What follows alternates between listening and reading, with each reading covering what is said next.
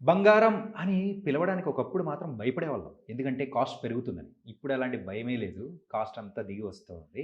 And present ఇప్పుడు బంగారం rate ఎందుకు తగ్గుతుంది? ఇప్పుడు మనం కొనుక్కోవచ్చా? లేదా? ఇలాంటి వాటి గురించి అయితే మనకు చెప్పడానికి ఇప్పుడు మనతో పాటు కూడా మ్యూచువల్ ఫండ్స్ డిస్ట్రిబ్యూటర్ అయిన ఎల్లారెడ్డి గారు ఉన్నారు. మరి సార్‌తో మాట్లాడి అడిగి తెలుసుకుందాం బంగారం గురించి.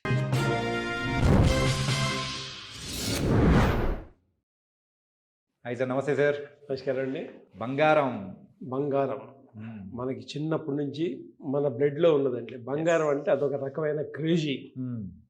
ఎందుకంటే ఎప్పటికైనా పెరిగిద్ది తప్పదు అనేది హౌస్ హోల్డ్‌లో ప్రతి చిన్న పిల్ల దగ్గర నుంచి ప్రతి ఇండియన్ లేడీ ఏ కార్నర్‌లో అన్నా ఉండేవాడిని బంగారం అంటే అదొక క్రేజీ ఉందండి.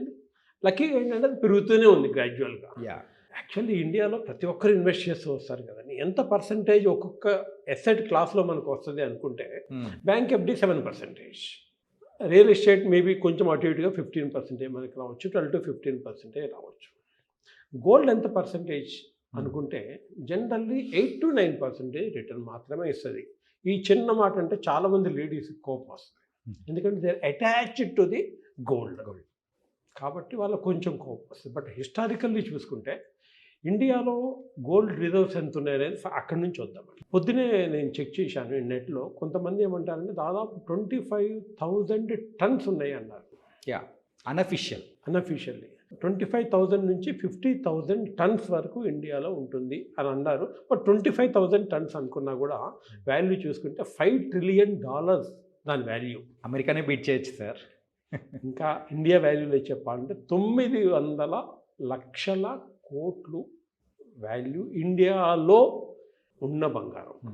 కానీ లాస్ట్ 20 ఇయర్స్ నుంచి చూసుకుంటే ఎందుకంటే ఈ 3-4 సంవత్సరాల్లోనే బాగా పెరిగింది.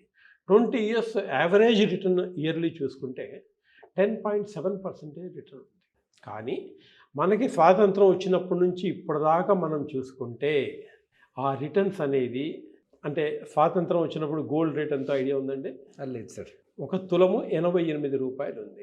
రూ. 88. ఈ రోజున 1,45,000 యాజ్ ఆన్ టుడే ఈ రోజు ఉంది.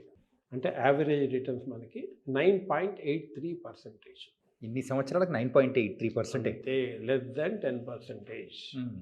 అంటే ఇన్ఫ్లేషన్ ఎంతుంది? 7% ఉంటుంది. దానికన్నా ఇన్ఫ్లేషన్ బీటబుల్ ప్రొడక్ట్స్ ఇండియాలో మీరు ఎక్కడైనా ఇన్వెస్ట్ చేయండి. ఈక్విటీ అంటే 7% కన్నా ఎక్కువ ఇస్తుంది. గోల్డ్ 7% కన్నా ఎక్కువ ఇస్తుంది. రియల్ ఎస్టేట్ 7% కన్నా ఎక్కువ వస్తుంది. మిగతా అన్ని ప్రొడక్ట్స్ బ్యాంక్ ఎఫ్‌డి లేకపోతే వేరే ఈపీఎఫ్ కానీ, పీపీఎఫ్ కానీ, ఆర్‌డి కానీ ఇవన్నీ చూసుకుంటే 7% కన్నా తక్కువ మాత్రమే వస్తుంది. ఇది ఇన్ఫ్లేషన్ బీటబుల్ ప్రొడక్ట్ కానీ మనకు వచ్చేది అల్టిమేట్లీ 10% కన్నా బిలో మాత్రమే ఉంటుంది.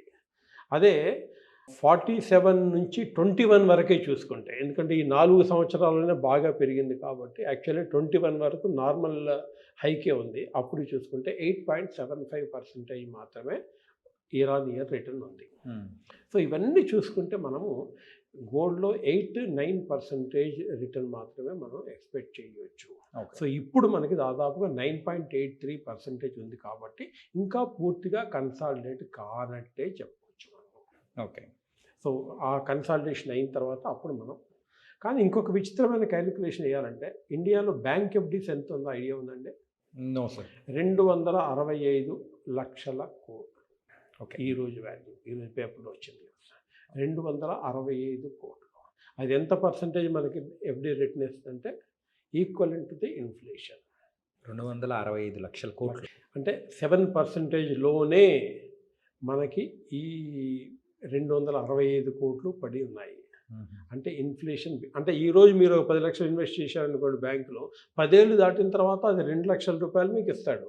కానీ ఈరోజు ₹1,00,000 పెట్టి కొనే వస్తువు 10 సంవత్సరాలు అయిన తర్వాత 2 లక్షలు అయింది. అదే వస్తువును కొంటారు. మీ వాల్యూ ఏమీ పెరగడం లేదు. ఎందుకంటే ఇన్ఫ్లేషన్ ఈక్వలెంట్ రిటర్న్ మాత్రమే 7% కన్నా ఎక్కువ ఇచ్చిన ప్రొడక్ట్సే మీరు ఇన్వెస్ట్ చేస్తే. ఓకే అండి.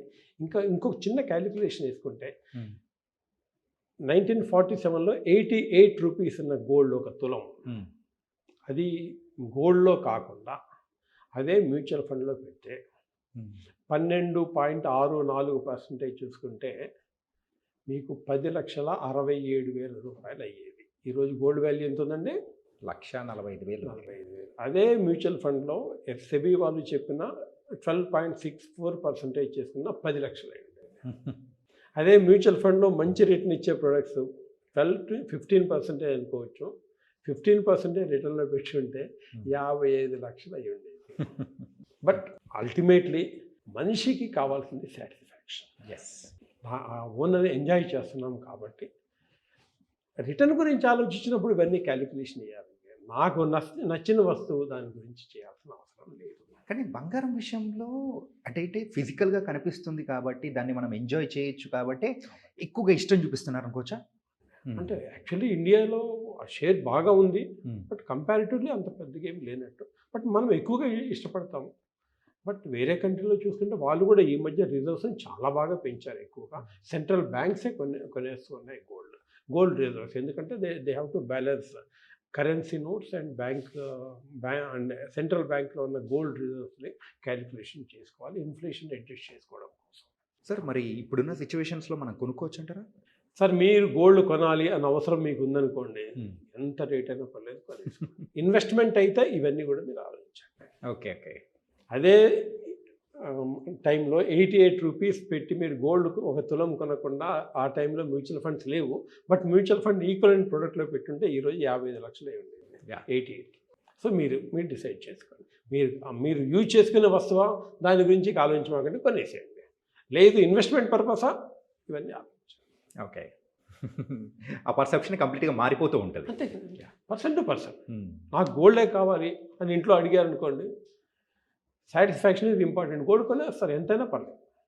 లేదు నాకు ఇన్వెస్ట్మెంట్ కావాలి, ఫ్యూచర్లో బాగా పెరగాలి, అమ్మాయి ఎడ్యుకేషన్కి, మ్యారేజ్కి ఇవన్నీ కావాలి, ultimately it is better. Gold గురించి చాలా చక్కగా చెప్పారు sir. Really thank you so much Yellareddy గారు. ఓకే.